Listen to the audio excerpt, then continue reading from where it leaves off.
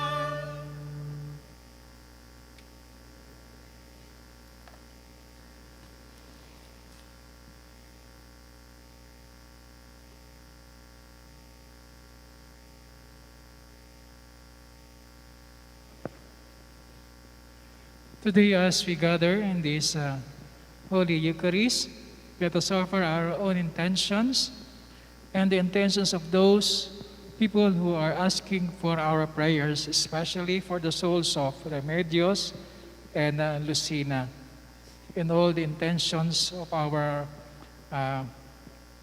beloved brethren. In the name of the Father, of the Son, and of the Holy Spirit. Amen. The grace of our Lord Jesus Christ, and the love of God, and the communion of the Holy Spirit be with you all. And with your spirit. My dear brothers and sisters in Christ, as we celebrate this Holy Eucharist, let us first once more renew and reclaim our identity as God's beloved children. So that in this Holy Eucharist, let us first acknowledge our sins and ask the Lord for pardon and strength. I confess to Almighty God and to you, my brothers and sisters, I have greatly sinned in my thoughts and in my words, in what I have done and in what I have failed to do, through my most grievous fault. Therefore I ask Blessed Mary, ever Virgin, all the angels and saints, and you, my brothers and sisters, to pray for me to the Lord our God. May Almighty God have mercy on us, forgive us our sins, and bring us to everlasting life. Amen. Lord, have mercy. Lord, have mercy. Christ, have mercy. Christ, have mercy. Lord, have mercy. Lord, have mercy.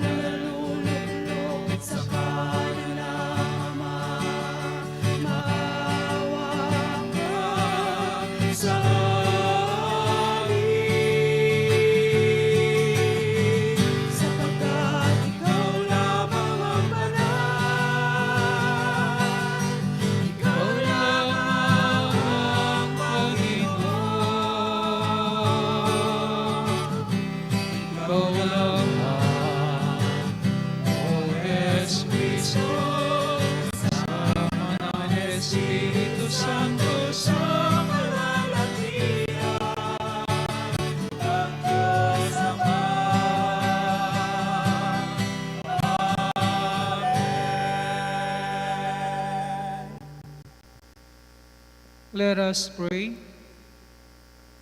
Almighty and ever-living God, who, when Christ had been baptized in the river Jordan, and as the Holy Spirit descended upon him, solemnly declared him your beloved Son, grant that your children by adoption, reborn of water and the Holy Spirit, may always be well-pleasing to you, through our Lord Jesus Christ, your Son, who lives and reigns with you in the unity of the Holy Spirit, one God, forever and ever.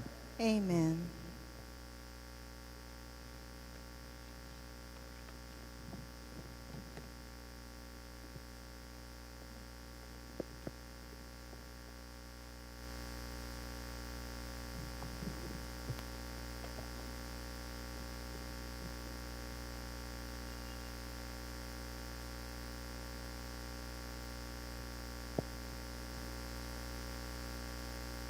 A reading from the book of the prophet Isaiah. Thus says the Lord, here is my servant whom I uphold, my chosen one with whom I am pleased, upon whom I have put my spirit. He shall bring forth justice to the nations. Not crying out, not shouting, not making his voice heard in the street.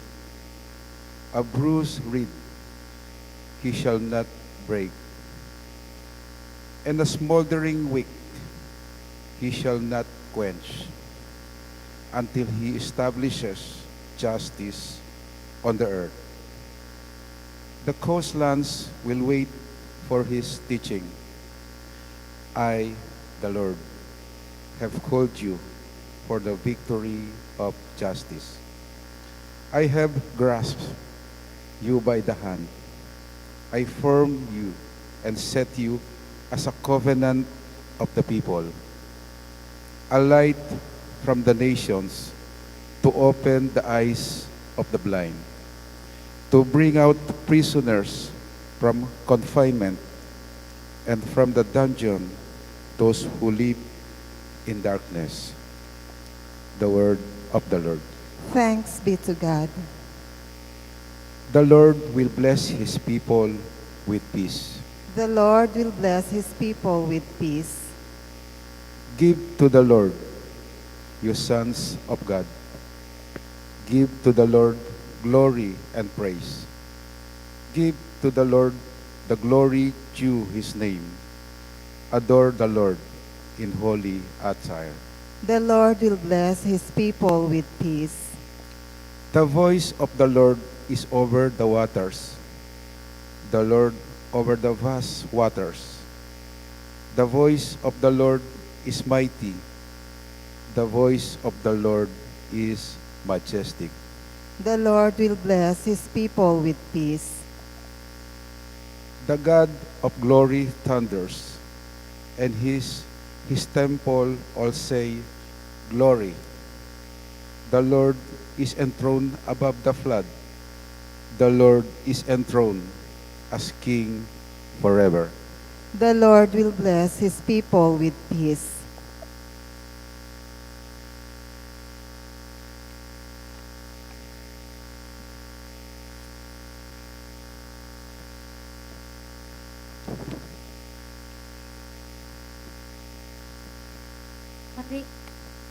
A reading from the Act of the Apostles.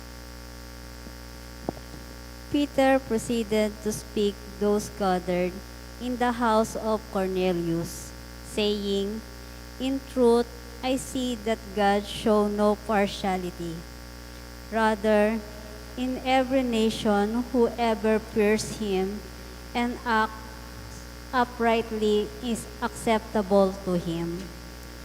You know the word that he sent to the Israelites, as he proclaimed peace through Jesus Christ, who is Lord of all. What has happened all over Judea, beginning in Galilee, after the baptism that John preached, how God anointed Jesus of Nazareth with the Holy Spirit and power. He went about doing good and healing all those oppressed by the evil of God was with him. The word of the Lord. Thanks be to God. Hallelujah, hallelujah.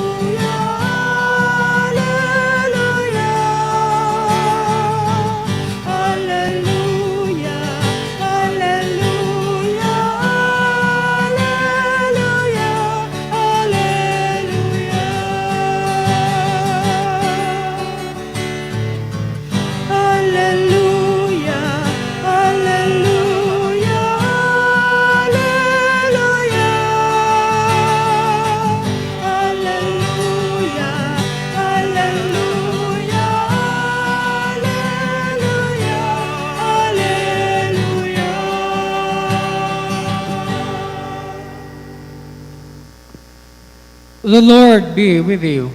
And with your spirit. A reading from the Holy Gospel according to Mark. Glory to you, O Lord.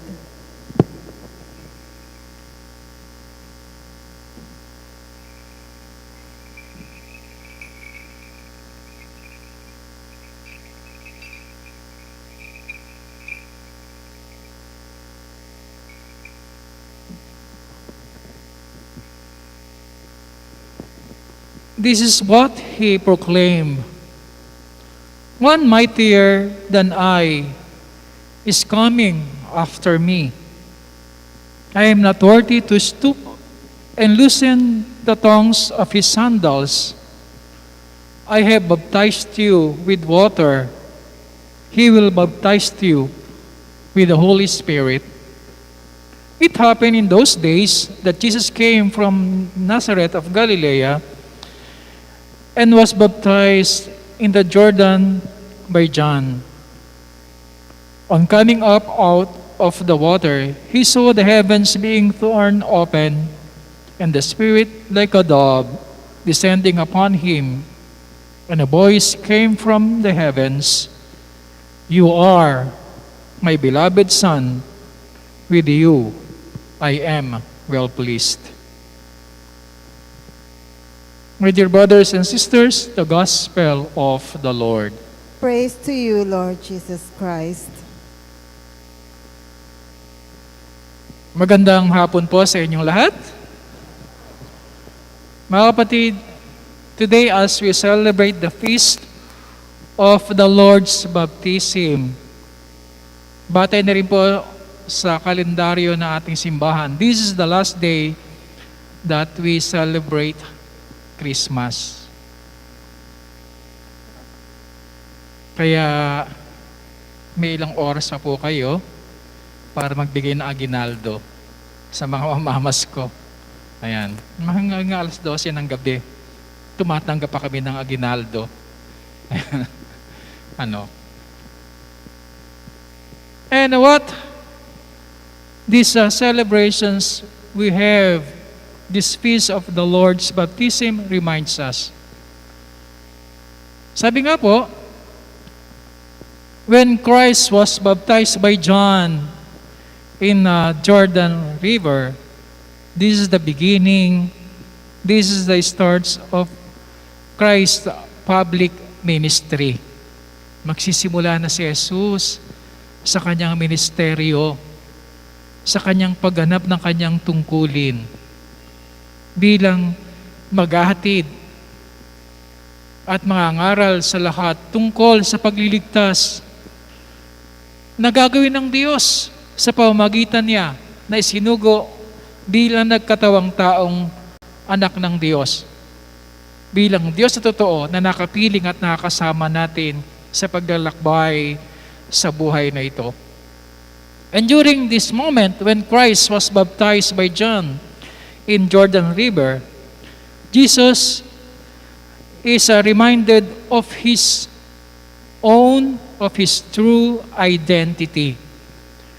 And it was pronounced to us in the gospel today according to Mark. It is in the last part of the gospel today.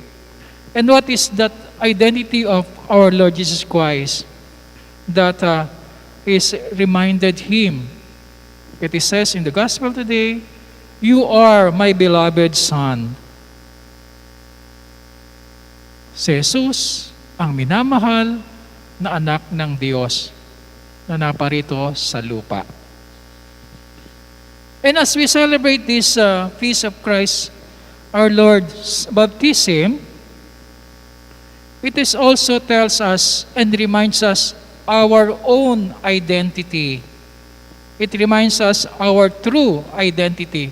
And what is that identity that we have? Like what we heard in the gospel today, the true identity of Christ, that He is God's beloved Son. Our true identity as baptized Christians, we are also called as God's beloved children. Tayo rin po, bilang mga binyagan ay mga minamahal na anak ng Diyos na ating Ama sa langit. At saan ba natin magandang bigyang illustrations ang ganitong kataga sa buhay po natin bilang mga binyagan? We as God's beloved children, anong illustrations po ba meron? Na makikita natin na tayo nga may ganitong identity as God's beloved children. Muli, naalala ko po yung pelikulang The Lion Kings. This is a good illustrations of our identity as God's beloved children. What had happened in the main character of this film, The Lion King, whose name of this little lion, this little cub, was Simba. So naalala po ba nyo yung pelikulang ito? Sino yung mga nakapanood po ng pelikulang ito, The Lion King? At naalala po ba nyo si Simba? Yung main character dito, the lion cub. Wherein this lion was separated from all that reminds him of his identity. Yun ang nangyari sa kanya. Sa pagkalayo niya sa kanyang pamilya, sa pagkalayo niya sa kanyang tahanan, sa pagkalayo niya sa kahariang kanyang kinabibilangan, ay marahil ay tunay na nawaglit sa kanya, sa kanyang taglay na katangian, ang pagkakilanlan sa kanya, hindi lamang bilang isang leon, kundi bilang hari ng mga leon. Ito po yung katotohanan na nangyari. He forsakes his true identity as lions, much less as the king of the lions. At muli, balikan po natin yung istorya ng pangyayari sa tagpong ito ng pelikulang ito. In his absence, ano ang nangyari? The kingdom is overrun by forces of evil, and it becomes very dark and wounded places. So yun po ang nangyari sa kaharian na kinabibilangan niya. Sila'y pinaghaharian ng masasama at tunay na naghahari ang kadiliman sa kanilang kaharian at ang hirap at sakit at dusa ng miyembro ng kanilang kaharian. Dahil sa pangyayaring iyon, merong isang karakter na dumating sa pelikula na isang baboon priest. The baboon priest whose name was Rafiki. At anong ginawa ni Rafiki? When he finds Simba in the jungles and called Simba back again to his true identity. Paano ginawa dito? Paano ginawa ni Rafiki bilang baboon priest kay Simba upang balikan muli niya ang kanyang tunay na pagkakilanlan, his true identity. Like what we have in the gospel today as an illustrations in John's baptism sa ating ebanghelyo ngayon. In John the Baptist fashion, Rafiki leads Simba to a great lake. So ganun ginawa ni Rafiki, dinala niya sa isang malaking lawa si Simba. At matapos nun, nung sila'y nasa lawa niya, na naroon sila sa lawa, ano ang nangyari? When Simba looked at the water and reflected his image as lion, it was not only his own self that Simba saw in the water, but it is also the reflections of his father that he saw in the water. So naalala niya. And that illustrations that we have and that moment in the life of this young lion, the lion cub, Simba, it reminds us once more his true identity. Not only as a son, but as a king. At in this kind of illustrations that we have, the Father and the Son are inextricable linked. Yung ugnayan nila nandoon, nakita niya yung kaugnayan niya sa kanyang ama. Nandoon ang kaugnayan niya sa kanyang buhay bilang leon na tagapagmana ng kanyang ama bilang hari. As he recognizes his fathers within himself, like what had happened in the gospel today, the heaven opens and the Father speaks to him from heaven. Kaya magandang illustrations ng simba na nangyari sa tagpo ng pag-ibig niya kay Jesus as saying, "You are my beloved Son, in whom I am well pleased." Take note that similarity to the baptism story of Jesus. In that moment, Simba is transformed. Nandun yung pagbabago muli. Malaking pagbabago sa buhay niya. He understands his true identity as the Lion King and sees the responsibility his identity carries. Alam niya ngayon kung ano yung kanyang tunay na katatayuan at kalalagayan at ng kanyang tatak bilang hari ng mga leon at hindi lamang bilang anak. Kaya matapos yun, sabi, this lion, Simba, is empowered for the missions that lies before him and able to combat the evil forces of the world that have taken over. Kaya sa uli, ano nangyari? Nanalo si Simba. At the end, Simba is victorious and bring lights and healing back to his kingdom. Mga kapatid, just like Simba, we also need to be reminded of our true identity. And what is that identity that we have? That once more, these celebrations of the Holy Eucharist in the feast of the Lord's baptism reminded us. It tells us today, we as baptized Christian, the Father in heaven tells us, you are my beloved Son. With you, I am well pleased. Ikaw ang minamahal kong anak na lubos kong kinalulugdan. And I would like to invite you to reflect once more this kind of true identity that we have. We as God's beloved children, we as God's beloved sons and daughters.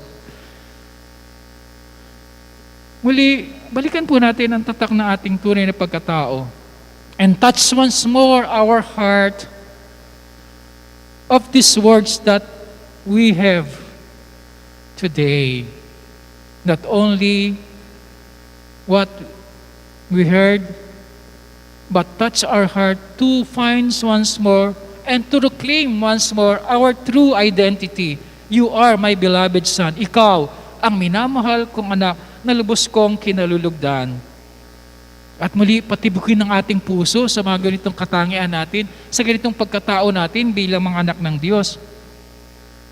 We can say that our world seems to be overrun by evil forces.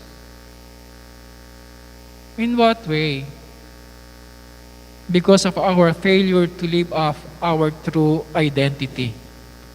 Marahil ito na nangyayari sa atin, like what happened in the film The Lion Kings. Kung bakit ang masama ang siya naghahari at ang kadiliman bumabalot sa buhay natin at ang pagiging sugatan natin at pagdurus at hirap natin naranasan natin because we failure to live up our own identity. Baka nakalimutan na natin ang ating tunay na pagkatao, ang pagkakilanlan ng ating pagkatao.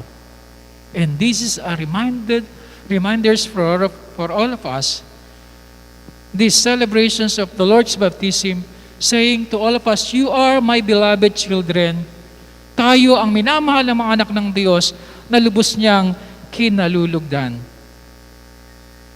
My dear brothers and sisters in Christ, let us once more reclaim this identity that we have, our true identity. And the Lord Jesus Christ is calling us back to our identity as God's beloved. And being God's beloved expresses the core truth of our existence. And may each of us able to say with faith and conviction that I am God's beloved child, that I am God's beloved children. Kung babalikan po natin, lagi po natin itong sinasariwa eh. Kung babalikan po natin, lagi po natin inaalala to, yung ating pagiging mga minamahal ng Diyos, sinasariwa natin ang pangako natin nung tayo binyagan. At saan po natin ito ginagawa? When we celebrate Easter, di ba? Pagka Pasko ng pagkabuhay, during the night, as we celebrate and welcoming Christ's victory over death and evil sa kanyang muling pagkabuhay. Saan nagsisimula ito? Di ba napakadilim ng buong simbahan? At ano lamang po ang magtatanglaw sa atin? Simula doon sa binasbas ng apoy, ay sisinda ng isang malaking kandila, the Paschal candle. And that simple light of this Paschal candle reminds us the victory of Christ over death. At tinubos tayo sa ating mga kasalanan.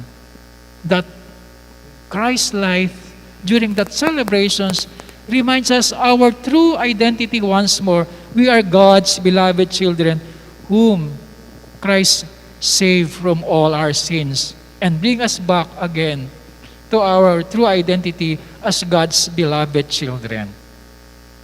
Kaya napakagandang illustration po yun nangyayari during the night as we celebrate the Easter Vigil. It reminds us our true identity. At muli, saan magsisimula ito? Matapos ang pagdiriwa at magliwanag muli ang buong simbahan.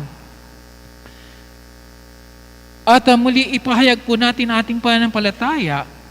Dito muli sinasariwa natin, binabalikan natin ang pangako natin sa buhay natin bilang mga Kristiyanong binyagan na tayo mga anak ng Diyos sa pagkasabuhay at pagsasadiwa ng ating pananampalatayang tinanggap bilang Kristiyanong binyagan. Yung mga sinagot po ng mga magulang natin, na mga ninuhat-ninang natin nung tayo binyagan, tayo na ang sumasagot, tayo na ang tumutugon sa mga tanong. Unang tanong, sa pagkatakwil kay Satanas, sa pagkatakwil sa kanyang pangaakit, sa pagkatakwil sa kasama at kasalanan. Ano ang sagot natin? Opo, itinatakwil namin. Sa pagsagot natin ng itinatakwil namin ang lahat ng pinagbubuhatan ng kasalanan, ang pinagmumulan ng kasalanan, si Satanas, it reminds us our true identity. That we are not living in the dark, but we are living in the light of God. We are living as God's children in His light. The true identity that we have as God's beloved children. And once more, sa ating pagsariwa, sa ating pangako ng binyag, it reminds us our true identity when we profess our faith. Sinasabi natin, opo, sumasampalataya kami. Sinasampalataya natin ang Diyos, Ama na lumikha sa lahat ng bagay. Sumasampalataya tayo kay Jesucristong bugtong na anak ng Diyos na nagkatawang tao, na isinilang ni Maria, nagpakasakit, naghirap at nagdusa para sa atin, namatay sa krus, at nilibing at sa ikatlong araw, nabuhay na magmili at umakyat sa langit, naluklok sa kanan ng Ama. At sumasampalataya tayo sa Espiritu Santo sa kaisahan ng ating simbahan, ang simbahang Katolika. Sumasampalataya tayo. At ay pinahayag muli natin ang ating pananampalataya bilang mga taong tunay na tinubos sa ating mga kasalanan at sa kaisahan ng mga banal sa kalangitan. Pinapahayag natin, opo, sumasampalataya kami. That kind of proclamations that we have once more reminded us our true identity as God's beloved children. At sana nga, this is the moment that Christ once more call us to reclaim once more this identity that we have as God's beloved children. Our being God's beloved must be shown or reflected in everything that we choose, in everything that we say, in everything that we do. And it is important to see the implications of this in our relationship with others. Dapat makita sa atin yon. Makita sa atin na tunay nagniningning, nagliliwanag sa ating pagkatao, ang pagkakilanlan sa atin bilang mga minamahal na anak ng Diyos. The way we have our relationships to one another, to our brothers and sisters. Paano ba tayo nakikitungo sa ating kapwa-tao? Paano natin kinikilala ang ating kapwa? Kung paano kinikilala natin ating sarili bilang minamahal na anak ng Diyos, na anak ng Diyos na minamahal.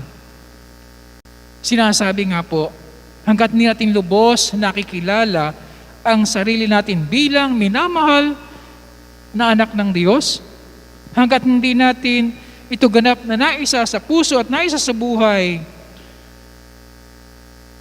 hindi rin po natin lubos na makikilala o kikilalanin ang ating kapwa-tao bilang minamahal na anak ng Diyos.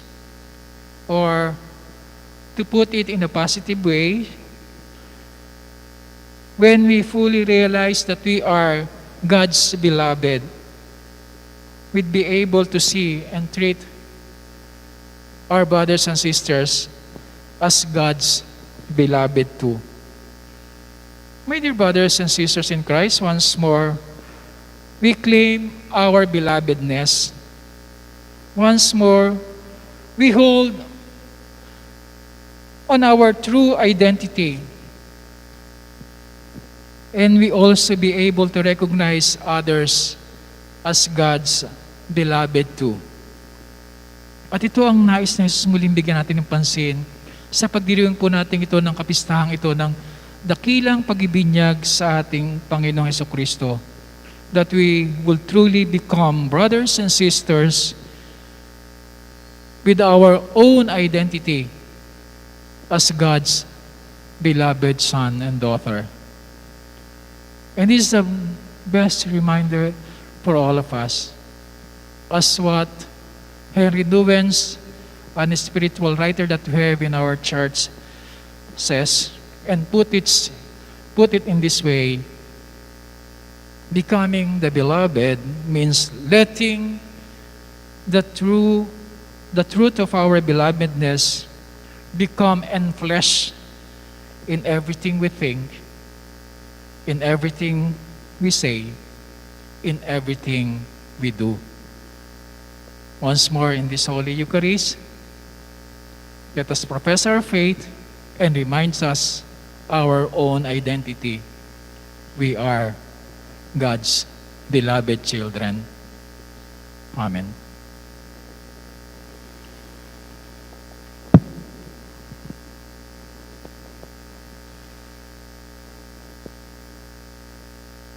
Let us profess our faith. I believe in one God, the Father Almighty, maker of heaven and earth, of all things visible and invisible. I believe in one Lord Jesus Christ, the only begotten Son of God, born of the Father before all ages, God from God, light from light, true God from true God, begotten, not made, co-substantial with the Father. Through him all things were made. For us men and for all our salvation, he came down from heaven and became man. And by the Holy Spirit was incarnate of the Virgin Mary. And became man. For our sake he was crucified under Pontius Pilate.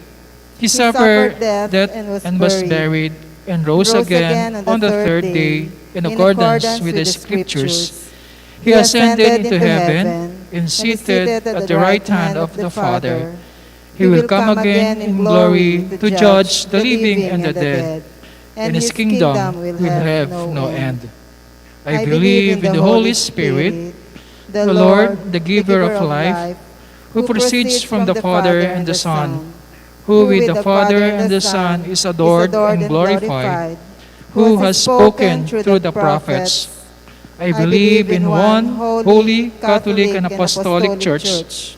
I confess one baptism for the forgiveness of sins, and I look forward to the resurrections of the dead and life of the world to come. Amen. Amen. Jesus came to be baptized in Jordan, so that through the cleansing water of baptism, he might heal our sinful nature. Let us now pray for the Father, that he may live up to our dignity as children of God. We pray, Lord, listen to prayers of your people. Lord, listen to prayers of your people.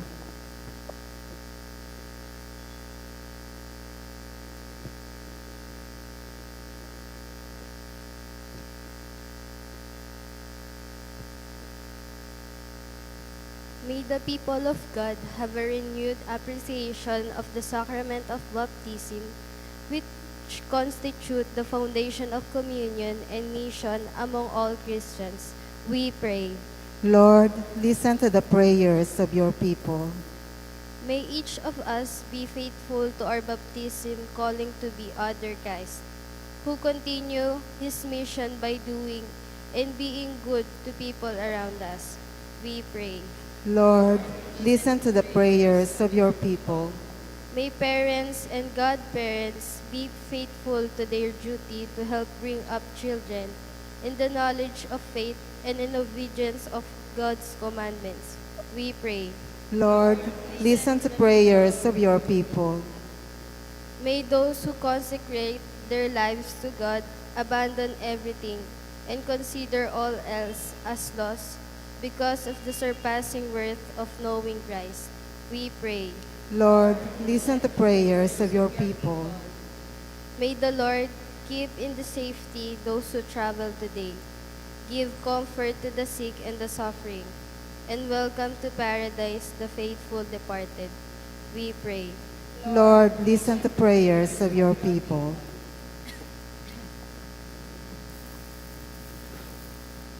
Heavenly Father, grant that we may be faithful to Jesus, to whom we belong by our baptism in water and the Spirit. We ask this through the same Christ, our Lord. Amen.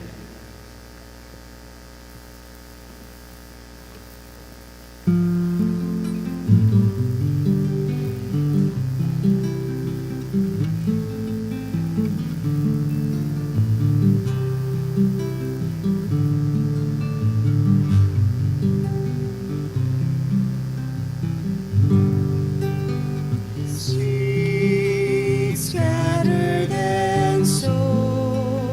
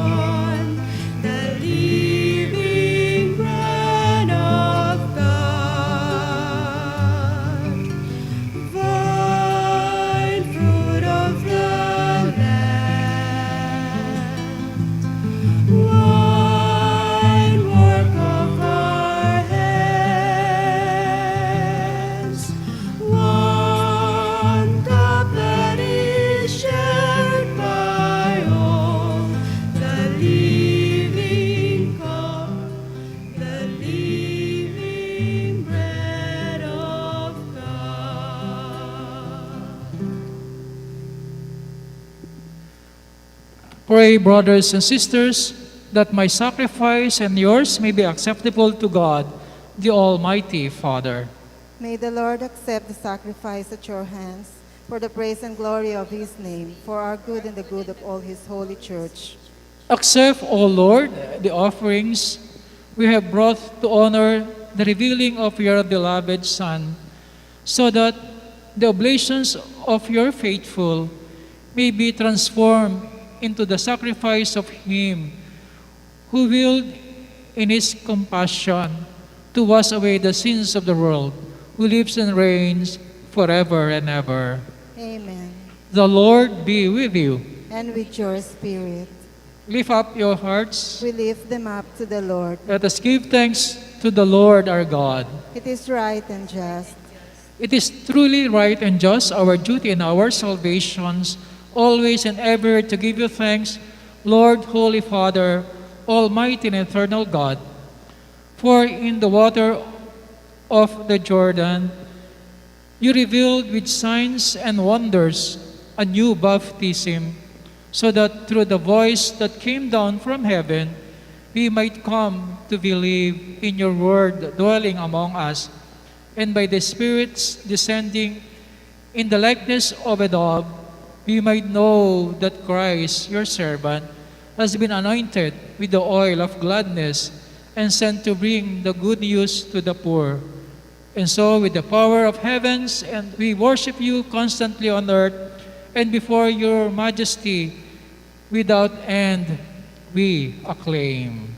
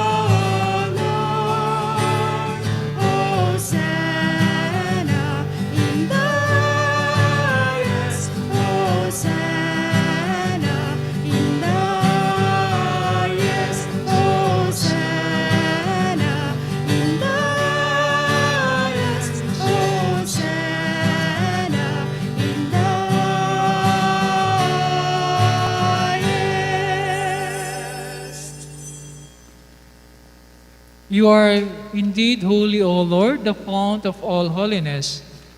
Make holy, therefore, these gifts, we pray, by sending down your Spirit upon them like a dewfall, so that they may become for us the body and blood of our Lord Jesus Christ. At the time he was betrayed and entered willingly into his passion, he took bread and giving thanks, broke it and gave it to his disciples, saying, "Take this, all of you, and eat of it, for this is my body, which will be given up for you."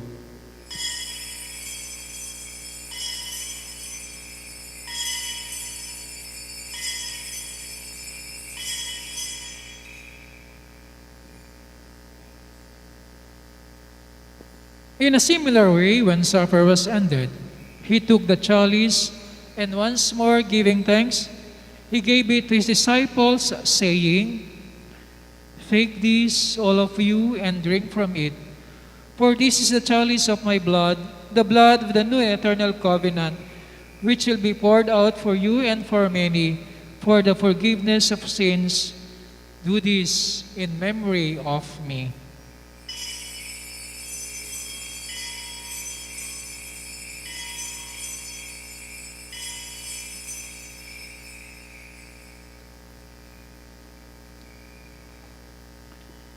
Let us proclaim the mystery of faith. We proclaim your death, O Lord, and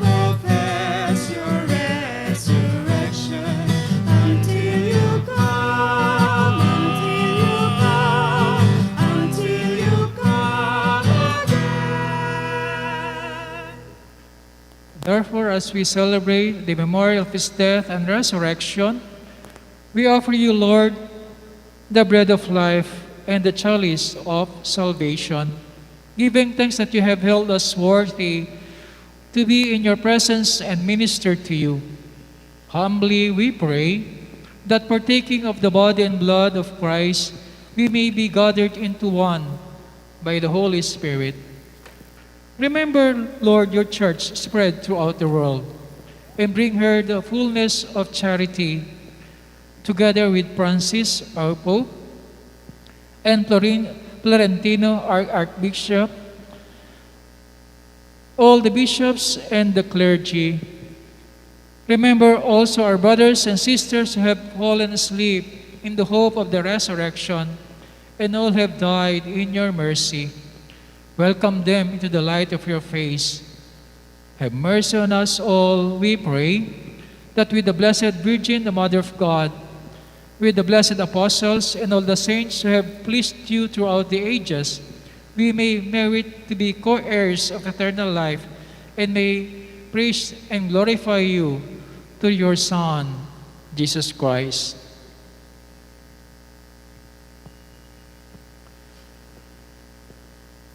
Through him, with him, and in him, O God, Almighty Father, in the unity of the Holy Spirit, all glory and honor is yours forever and ever.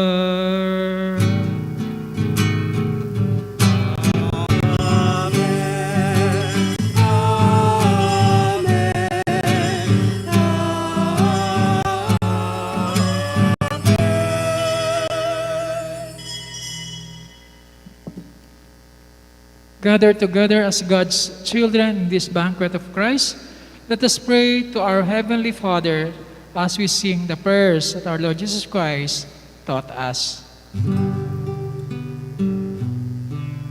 Our Father, who art in heaven,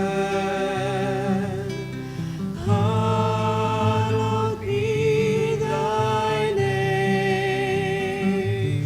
Thy kingdom come, thy will be done on earth as it is in heaven. Give us this day our daily bread, and forgive us our trespasses, as we forgive those who trespass against us. And lead us not into temptation, but deliver us from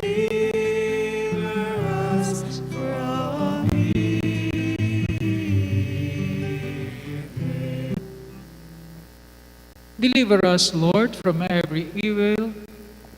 Graciously grant us peace in our days, that by the help of your mercy, we may be always freed from sin and safe from all distress, as we await the blessed hope and the coming of our Savior, Jesus Christ. For the kingdom, the power, and the glory are yours, now and forever. O Lord Jesus Christ, who said to your apostles, "Peace I leave you, my peace I give you," look not on our sins, but on the faith of your church, and graciously grant her peace and unity in accordance with your will, who live and reign forever and ever.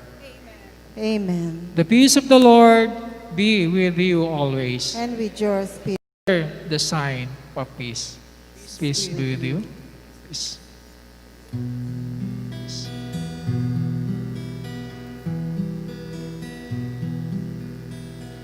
Lamb of God, you take away the sins of the world.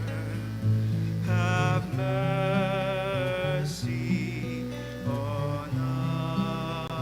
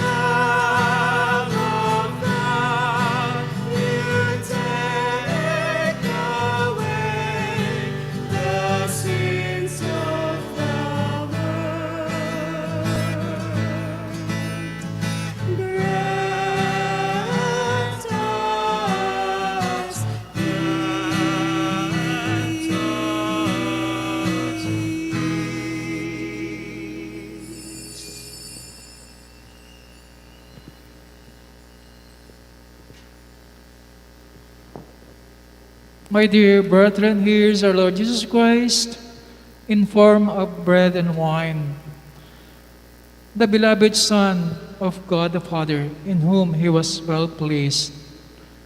Behold him, the Lamb of God. Behold him who takes away the sins of the world. Blessed are those who call to the supper of the Lamb. Lord, I'm not worthy that you should enter under my roof, but only say the word, and my soul shall be healed. Spiritual communion. My Jesus, I believe that you are present in the most holy sacrament. I love you above all things, and I desire to receive you into my soul. I cannot at this moment receive you sacramentally. Come at least spiritually into my heart. I embrace you as if you were already there, and I unite myself wholly to you. Never permit me to be separated from you. Amen.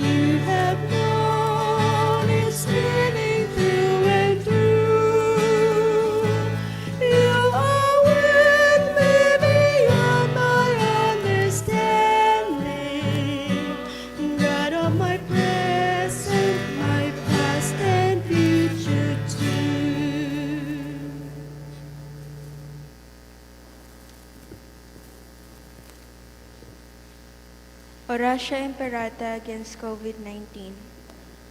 God our Father, we come to you in our need to ask your protection against the COVID-19 that has disturbed and even claimed lives. We pray that you guide the people tasked to find cures for this disease and to stem its transmission. Protect the medical experts that they may minister to the sick with competence and compassion. We pray for those afflicted. May they be restored to health soon. Protect those who care for them. Grant eternal peace to those who have died. Give us the grace in these trying times to work for the good of all and to help those in need. We implore you to stop the spread of this virus and to save us from our fears. Grant all this through our Lord Jesus Christ, your Son, who lives and reigns with you in the unity of the Holy Spirit, one God, forever and ever. Amen. Amen. Virgen de los Remedios, Pray for Pray us. for us. Saint Raphael the Archangel, Pray for Pray us. for us. Saint Roch, Pray for us. Saint Lorenzo Ruiz, Pray for us. Saint Pedro Calungsod, Pray for us. Saint Pio of Petralcina, Pray Pray for for us. us. Saint John Paul II, Pray for us. Saint Teresa of Pray for Calcutta, Pray us. for us. Saint Serapion, pray for Pray us. for us. Saint Peter Nolasco, Pray for us. our mother and patroness, Nuestra Señora de la Merced, Pray for Pray for us. us.